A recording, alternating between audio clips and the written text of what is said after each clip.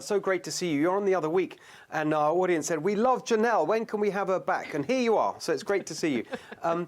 I know that one of the things, I was asking you the things you're sort of interested in talking about, and one of the things you mentioned was America First, and how that's such an important theme for the president. Just explain why you think that's so important in the election. Yeah, I think it's awesome. You know, the reason why it's mostly important is because you have the Biden administration and the Biden campaign that has proven that there is a clear imbalance as it relates to how they plan to handle the crisis. You know, you think about they're handling just the health side of it, but there's an economic crisis that's really important. And sheltering in place is not something that our small businesses can handle and can take another round of.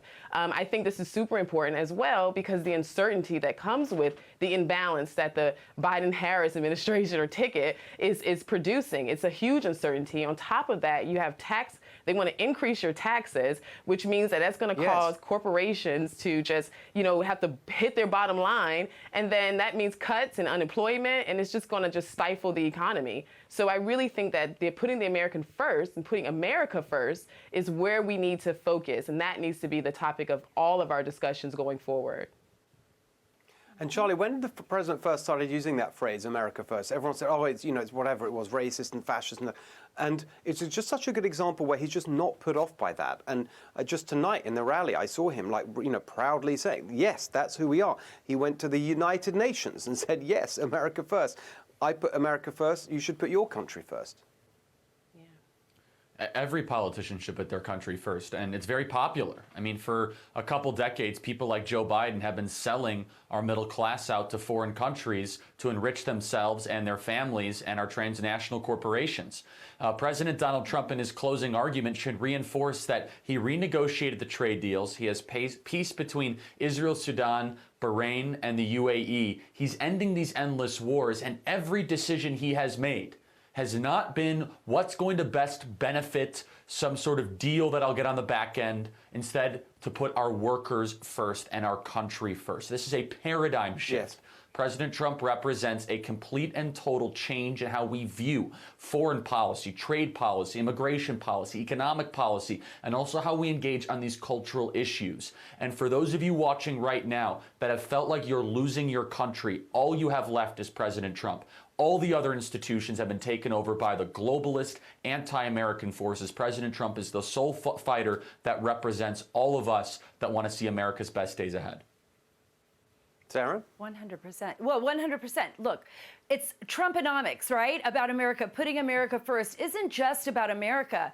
It benefits the whole world. I mean, look at what he did. He ended the Iran deal. And I brought that up earlier because it's so important. Here's a nation, you know, that's supporting terrorism. Look at what Obama did. He turns over, you know, billions of dollars to Iran for what? So that it can harm the rest of the world. President Trump says, let's stop this. Let's end this. He rebuilt our relationship with Israel. And now, I mean, I just had to laugh while we were on break. I saw Rachel Campus Stuffy. She was tweeting out, you know, you were talking about her husband earlier. There's a parade in Jerusalem. There's a parade in Jerusalem for President Trump. You know, not only are the Amish having a parade for him, but people in Jerusalem are. So what we're really seeing here is a shift in the way we think. And by the way, Hollywood should be so proud of this, because isn't it Hollywood that always says you should put yourself first and then you can help everyone else? Well, here you got a president that's putting his country first and the people first, then we can help everybody else.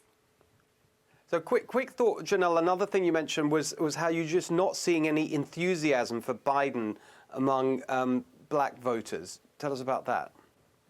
Yeah, particularly the black male vote. You know, in 2018 here in Georgia, during the governor's race, we saw the Democratic Party kick the black male vote to the side tremendously to support Stacey Abrams. And now we're seeing it happen again. And I think this is something we really have to focus in on. You know, these are the voters that were impacted in most cases by the 1994 crime bill and their families. These are the individuals who some of their families are sitting at home and they have family members who are incarcerated. Not to mention, you know, a lot of our black males are part of those individuals who were able to find employment during the, you know, when we had record low unemployment for African Americans. So these are the voters, and I think they're going to come out in droves, and they are the African Americans that's going to push the president across that finish line.